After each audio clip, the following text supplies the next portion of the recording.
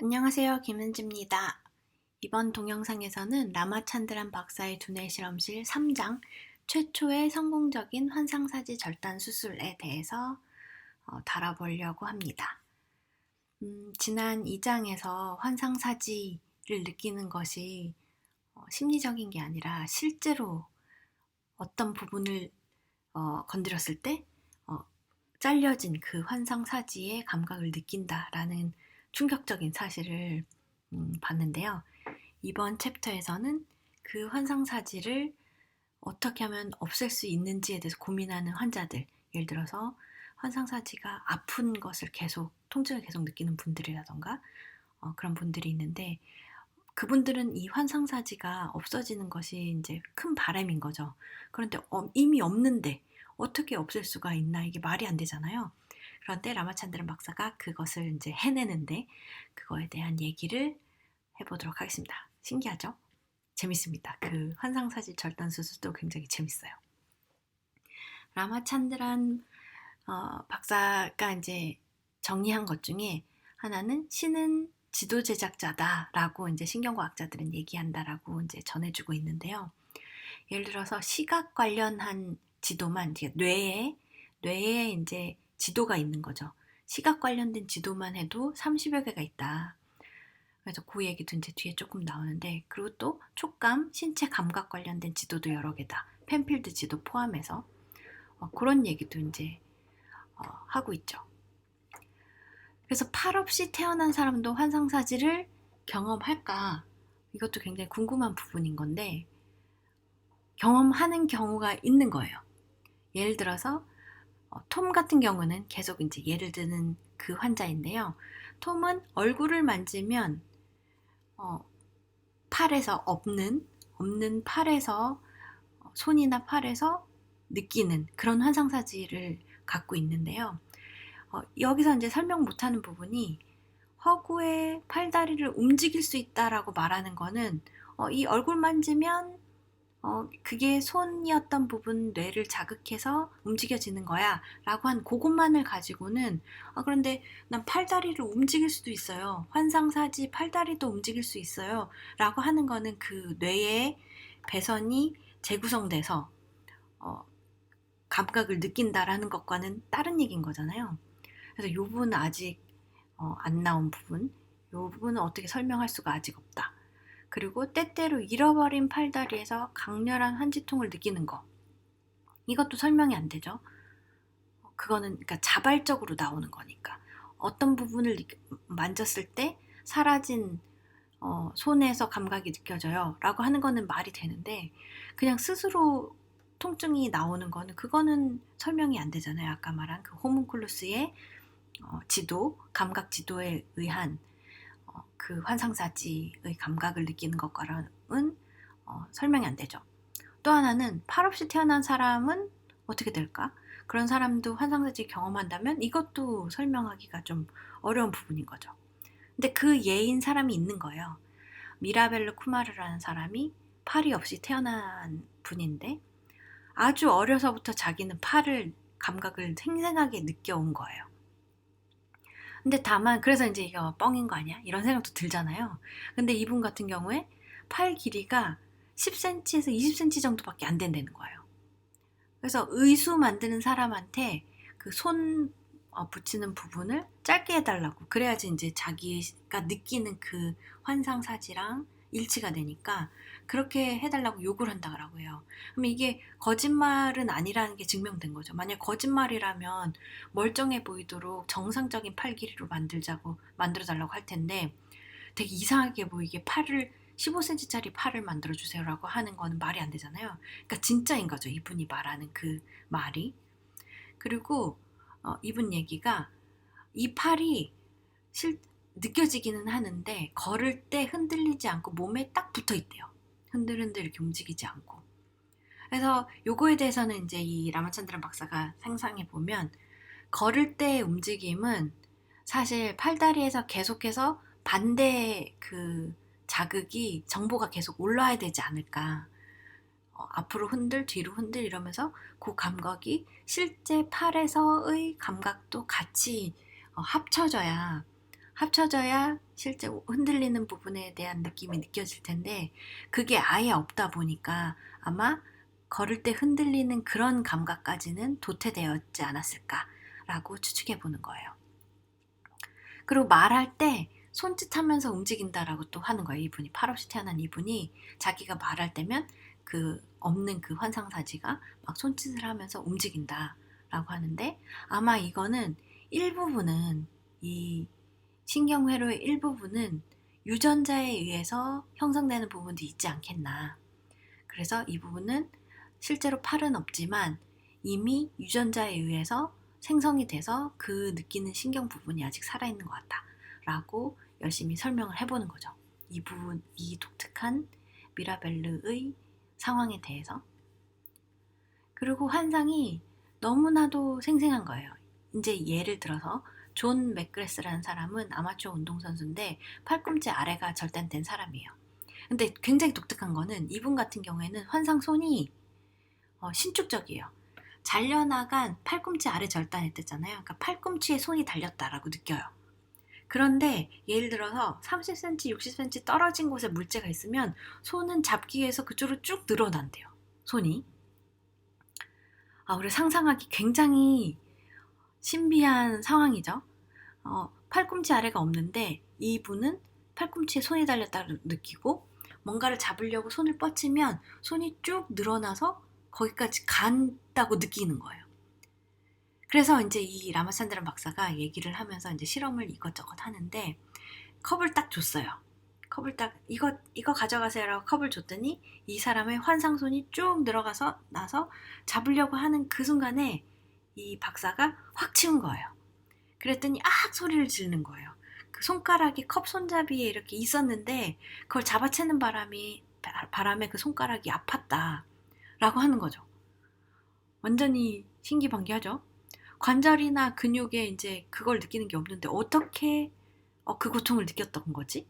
굉장히 신기한 상황이죠. 그래서 보통은 환상사지 환자의 3분의 1 정도는 환상사지를 움직일 수는 없어요. 느끼긴 하지만. 그런데 그런 케이스는 대부분이 실제로 팔이 마비돼가지고 몇 달 동안 기부스를 한 다음에 근데 점점 더 악화돼서 결국에는 이제 절단한 그런 케이스였던 거예요. 그래서 절단 이전에 고정된 상태, 기부스를 하거나 팔이 마비된 상태였거나 실제 팔이 있을 때, 존재했을 때 그 상태로 환상사지가 남은 것 같다라고 이제 설명을 하고 있고요. 단 미라벨르 같은 경우에는 평생 팔이 없었는데 움직이기도 하고, 그리고 아이린 같은 경우에는 1년 전에 팔을 잃었는데 못 움직이고, 이런 굉장히 독특한 사례들이 생기는 거죠. 마비된 사지 챕터 부분입니다. 신체상이라는 이제 워딩을 러셀 브레인, 헨리 헤드라는 연구자들이 만들어냈어요. 이 신체상은 어떤 거냐면 나의 신체, 예를 들어서 팔다리 등 포함해서 위치랑 움직임에 대한 생생한 감각을 가지고 있고, 그리고 시공간 속에 신체에 대한 이미지와 기억이 있고, 그리고 두정엽이 신체상을 만들고 요런 것들이 있는 그런 것들이 이제 신체상이라는 워딩으로 정리한 거예요. 요런 것들이 신체상이다. 내 신체가 어디에 있고 움직이고, 그리고 그 움직임에 대한 생생한 감각을 가지고 있고, 그리고 그 이미지를 가지고 있고 또 기억도 가지고 있고, 요런 것들을 신체상이라고 이제 명명을 했는데, 이 신체상을 만들고 유지하기 위해서 정보를 취합하는 부분이 바로 두정엽이고요. 그래서 이 정보는 근육이나 관절이나 눈, 운동중추 이런 데서 오겠죠. 눈으로 봐서 그 위치를 알고, 그리고 느껴지고, 움직임에 대한 감각 느끼고, 이런 것들. 이걸 모으는 애가 이제 두정엽인데, 자, 손을 움직인다라고 하면 이렇게 되는 거예요. 보조 운동 영역이 있다. 1차 운동 피질 바로 앞부분에 전 운동 피질이 있는데, 이 부분이 이제 보조 운동 영역이에요. 보조 운동 영역은 복잡한 운동을 하는 부분이에요. 예를 들어서 손 들어서 인사를 한다던가 난간을 붙잡는다던가, 이거는 굉장히 여러 가지가 복합되어야 움직일 수 있는 부분인 거죠. 그걸 이제 관장하는 부분이 보조운동 영역인데, 이 보조운동 영역은 복잡한 운동의 구체적 명령을 운동 피질에 내려보내는 거예요. 일종의 집회 사회자 같은 역할인 거죠. 굉장히 다양한 운동을 해야 하는 것들이 있을 때 이제 사회자처럼 이렇게 하세요 라고 구체적 명령을 내려보내는. 그래서 이 보조 운동 영역이 운동 피질, 전두엽에 있는 운동 피질에게 명령을 보냅니다. 그럼 이 운동 피질은 운동 명령을 실제로 움직여야 되는 근육으로 또 내려보내요. 그래서 이 1차 운동 피질은 단순 운동, 전 운동 피질은 여기, 전 운동 피질은 복잡한 운동 하는데, 이 단순 운동하는 각각 그 근육들한테 이제 명령을 내려보내죠. 그러면 그 명령이 척수를 통해서 실제 근육으로까지 이동하고요. 그 메시지가. 그래서 근육에서 이제 운동을 한 후에 그 근육이 운동했다, 나 이렇게 움직이고 있어 하는 그 피드백이 또 되돌아가요. 그런데 아까 전에 그 전두엽에서 척수를 통해서 이렇게 명령을 내려보낼 때 이 보조운동용에서 전두엽에 보내면서 동시에 손의 두정엽에도 같이 명령을 보내요. 그래서 이 두정엽은 해당 행동을 감시하는 상태가 돼요. 그리고 어떤 행동을 의도하는지 이런 것들을 해주는 영역이 두정엽인 거예요. 그래서 이렇게 두 가지 보조운동 영역에서 이 두 가지 경로로 메시지를 보내고, 실제로는 척수통에서 근육으로 메시지가 가고 운동한 후에 그 근육에 피드백이 돌아오는데, 척수를 통해서 두정엽, 아까 전에 메시지 동시에 보냈던 이 두정엽 쪽을 통해서 피드백은 돌아와요.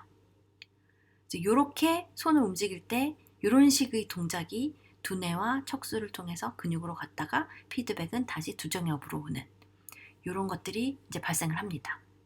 근데 존 같은 경우에 마비 환자죠. 마비 환자인데 환상사지를 갖고 있는 그 존이 손을 움직이려고 하면 이제 전두엽은 명령을 내려보내죠. 이 부분 움직여라 라고 내려보내요. 왜냐하면 전두엽은 팔이 없다는 걸 모르거든요. 그런데 두정엽은 이쪽 실제로 근육에서 피드백을 받는 두정엽은 명령을 감시하고 있기 때문에 명령을 내려보내다 보니까 동작했다 라고 느끼는 거죠.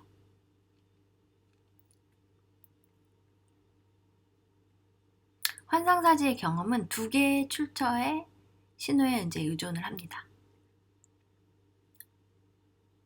전두엽과 두정엽. 그래서 이제 그거에 대한 이제 설명을 좀 더 해보면, 리매핑, 얼굴과 팔뚝지에서 오는 감각 입력이 손에 대응하는 두뇌 영역을 활성화하죠. 이제 이 부분 아까 전에 제가 첫 번째 시간에 보여드렸던 그림에 나와 있죠. 얼굴하고 팔뚝지 두 군데에 팔에 대한 감각을 느끼는 게 감각으로 가는 입력이 있다. 그 리매핑이라는 부분 있고, 두 번째 신체상, 운동 중추가 팔에 신호를 보낼 때 그 정보는 신체상을 가진 두정엽으로도 보내진다. 이 부분 두정엽으로 보내지고, 아까 전에 이제 신체상을 만들고 유지하려고 정보를 취합하는 부분이 두정엽이라고 했잖아요. 이쪽으로도 동시에 운동할 때 메시지가 보내진다. 그리고 이 두 정보가 하나로 수렴돼서 역동적이고 생동적인 환상팔이 생겨난다. 그런데 실제 팔일 경우는 관절, 인대, 근육 방추에서 신경 자극이 들어와요. 거꾸로. 그런데 이쪽으로 신경 자극이 돌아오죠. 그 근육의 피드백이. 그런데 환상팔일 경우는 이 거꾸로 들어온 신경 자극은 없는 거죠. 그런데 환상사지를 막아주지까지는 않는다고 해요. 실제로 신경 자극이 들어오기 오지 않음에도 불구하고 환상사지를 느끼는 그 감각, 느낌까지 막아주지는 않는 거죠. 다만 실제 팔일 경우에는 신경 자극이 들어오고 환상사지일 경우에는 신경 자극이 들어오진 않는 거죠. 자, 그렇다면 환상사지가 마비되는 거는 왜 그럴까? 환상사지가 있긴 있는데 움직이진 않는 상태. 그런 상태는 마비된 상태에서 뇌는 팔을 흔들라는 명령을 내려서 두정엽은 인지를 하고 있어요. 아까 전 두정엽이 얘죠. 팔을 흔들라는 명령을 내려서 두정엽은 팔을 흔들라고 했구나 라고 인지는 하고 있는데, 실제로 눈이 보잖아요. 눈이 봤을 때 이 팔이 움직이지가 않는 거예요. 그래서 이게 반복돼가지고 아, 이 팔은 움직이지가 않아 라는 그 수정된 신체상이 두뇌 회로에 각인이 다시 되는 거예요. 아까 전에 두정엽이 신체상 만드는 애라고 했잖아요. 그래서 아까 전에 이 두정엽, 실제로 근육의 피드백을 받는 그 두정엽, 근데 얘가 신체상이 이미 바뀌어버린 거예요. 아, 팔이 움직이지는 않아 라고 바뀌어버린 거죠. 그래서 그 후에 이미 학습된 마비가 신체상으로 구성된 후에 절단이 되면 이제 그 수정된 신체상에 머무르게 되는 거죠. 그러면 절단 후에 다시 움직이는 시각적 신호를 보내서 아까 전에 눈으로 이게 안 움직이는 거가 학습이 돼갖고 신체상이 변해버렸다고 했잖아요. 그러면 절단된 후에 다시 움직이는 시각적 신호로 다시 신체상을 수정하게 되면 다시 움직인다고 느낄까? 이런 궁금증이 생기잖아요. 그래서 그걸 해본 거예요. 해봤어. 해봤더니 된 거죠. 된 거예요. 환상사지를 치료한 가상현실 상자. 그러니까 아까 전에 말한 얘기를 좀 더 해보죠. 그 환상사지 절단 실험에 대한 얘기가 지금부터 진행됩니다. 그래서 마비된 환상사지를 가진 환자가 이제 아이린인데, 존 같은 경우에는 움직이는, 느끼는 환상사지 가진 사람이고, 아이린은 마비된 환상사지 가진 환자죠. 거울을 이용해서 정상팔을, 그러니까 팔이 이제 오른팔 왼팔 있잖아요. 그래서 정상팔을 거울을 이용해서 마비된 쪽에도 비치게 한 거예요. 그래서 오른팔 움직이면 왼팔도 똑같이 양쪽이 동시에 움직이는 것처럼 보이도록 그렇게 보여준 거죠. 그렇게 이제 테스트를 해봤더니 실제로 이제 아이린한테도 그 테스트를 해봤고 필립이란 사람한테도 테스트를 해봤고 그랬는데 그걸 하고 나서 그러니까 필립 같은 경우에 어떻게 실험했냐면 거울을 이용해서 팔을 움직이는 걸 경험하게 해줘요. 이 사람은 10년 동안 환상팔이 마비되어 있고 마비된 상태에서 통증을 느꼈던 환자예요. 그래서 거울을 통해서 보여주고 나서 눈을 감으라고 했더니 마비됐더라고요. 근데 눈을 뜨라고 하니까 움직인다고 하는 거예요. 실제로. 그래서 환상팔을 움직이는 신경회로가 일시적으로 억제되는구나. 시각적 피드백을 주니까 살아나는구나. 그런데 이게 10년 동안 환상팔이 마비되어 있었는데 그 거울로 보여주니까 10년 만에 바로 되살아난 거죠. 그 감각이. 그럼 학습에 기인하는 마비는 거울 장치로 되살릴 수 있는 것인가? 학습을 통해서 거울 장치로 되살릴 수 있을까? 마비된 것을? 상자로 연습하면 영구적으로 움직임을 회복 가능할까? 이런 이제 생각이 나는 거죠. 3주 동안 이제 이 필립이 연습을 계속했어요. 그랬더니 환상팔이 사라져 버렸어요. 실제로. 사라졌네? 그리고 어깨에 손만 남은 이런 상황이 된 거예요. 자, 거울로 보여주기만 했는데 한 사람의 신체상, 내 신체는 나 팔은 여기까지 있고 여기서 생생하게 움직이고 하는 그 신체상을 영원히 바꿔버리게 된 거죠. 그러면 이제 고민도 조금 되는 거죠. 건강이나 심리 상태에 문제가 생기는 거 아니야? 이런 고민이 이제 라마찬드란 박사가 덜컥 들기도 한 거죠. 근데 이 사람은 10년 동안 통증이 있었잖아요, 팔에. 근데 그 팔의 고통도 같이 사라져 버렸어요. 그래서 이제는 어깨에 바로 달린 그 손가락의 고통만 남아있는 거죠. 그래서 이제 이 필립이 상자 모형 바꿔서 이 손가락도 마저 없애주세요. 이렇게 얘기하게 된 거죠. 이것이 바로 의학 역사상 최초의 성공적인 환상사지 절단 수술이 된 거예요. 거울이 붙은 상자만으로 환상사지를 사라지게 만든. 그래서 두정엽의 상반된 신호가 주어졌을 때 그 상반된 신호는 이거죠. 시각적 피드백은 움직인다. 근데 근육은 거기 팔이 없어. 라고 두 가지의 상반된 신호가 들어오게 된 거예요. 그래서 두뇌는 이걸 어떻게 정리해야 되지? 라는 난관에 빠진 거죠. 그래서 선택한 게 팔을 없애버려. 팔은 존재하지 않는다. 라고 결정을 내려버려서 실제로 신체상에서 팔이 사라져버린 거예요. 그러면 손가락은 왜 남았을까? 이게 이제 궁금하죠? 손도 마찬가지로 다 사라져버리지. 펜필드 지도에 커다란 입술처럼 손가락이 되게 넓게 있었거든요. 제가 빨리 갔다 올 수 있을까요? 갔다 와 봅시다. 슉. 펜필드의 지도. 여기 보면 손이 있는데 손가락이 굉장히 큰 영역을 차지하고 있죠. 입술도 굉장히 큰 영역을 차지하고 있죠. 요 설명하는 겁니다.